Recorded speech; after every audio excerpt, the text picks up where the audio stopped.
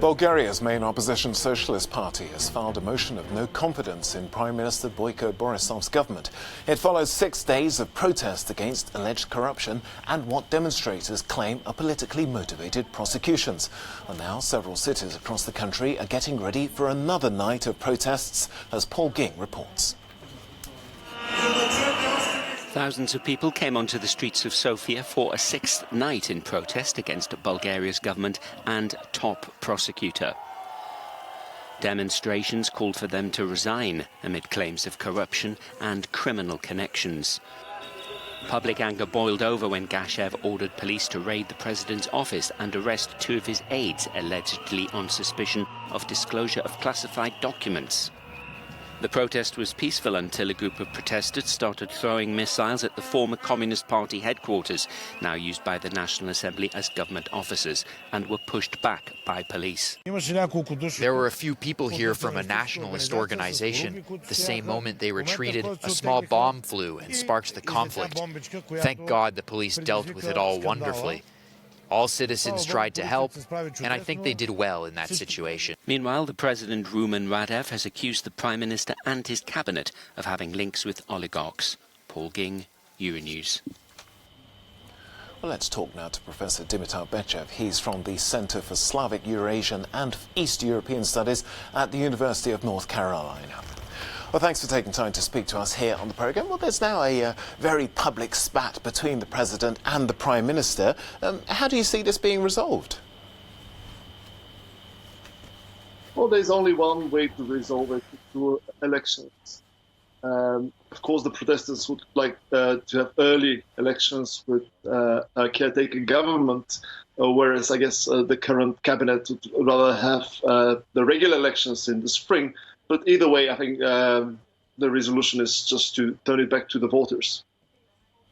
Now, the opposition Socialist Party has tabled a fifth no-confidence vote, the fifth in 3 years. What do you think are its chances of succeeding this time round? I don't think they have a fair chance. And to be told, I don't think many of the protesters would trust the Socialist Party, because in the past, it has been tainted by corruption as well. Indeed, there was an earlier wave of protests 7 years ago where some of the similar issues were at stake, and then it happened so that the socialists were in government. So whatever they do in parliament is maybe immaterial to the outcome. And the best option is if there are new forces, new parties putting the rule of law agenda on the ballot, and making it into parliament and working towards a new coalition. Well, we're expecting a 7th night of demonstrations now, protests across the country. You know, looking at the Bulgarian public, OK, you've mentioned that there's an election due next March, but do you think they're going to accept anything less than an election now? Well, that's early to tell. There are ways to diffuse the public anger. For example, now it transpired that the government is probably mulling a reshuffle, and some of the ministers linked to shady oligarchs are set to go. But even with the elections, long-term issues remain, and one has to do with the Bulgarian judiciary. As you rightly pointed out at the outset, the top prosecutor is equally a butt of public anger. And the only way forward there is a very radical root and branch reform in the prosecutorial service and the judiciary as a whole. That's something the EU insisted on during the accession period. Sadly, it was a missed opportunity. But maybe now, because of bottom-up pressure by citizens, there is an opening for those badly needed reforms to take place. You mentioned those allegations of corruption which are facing or have faced the opposition Socialist Party. So is there any other political group waiting in the wings which can seize the opportunity here?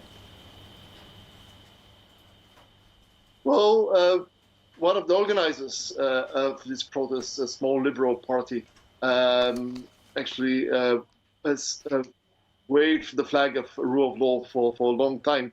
Indeed, it triggered the protests by staging a very successful kind of landing on a piece of public land on the Black Sea coast that has been expropriated by a retired politician with a shady reputation. So those kinds of people who actually don't just pay lip service to the lofty European principles of transparency in the rule of law, but who are serious about it are the way forward.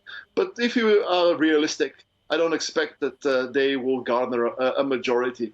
So a more kind of down-to-earth scenario would be a coalition government.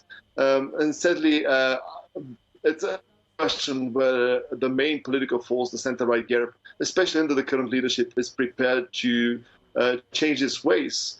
And it will be an uphill struggle. But all things being equal, it has to be a coalition with a different set of characters and with a greater legitimacy and a reform agenda, of course, because there's such a there have been many lost opportunities over the past decade, and now we have to make up for this time. Insightful insight there, Professor Dimitar Betchev from the Center for Slavic, Eurasian and East European Studies at the University of North Carolina. Thanks for joining us.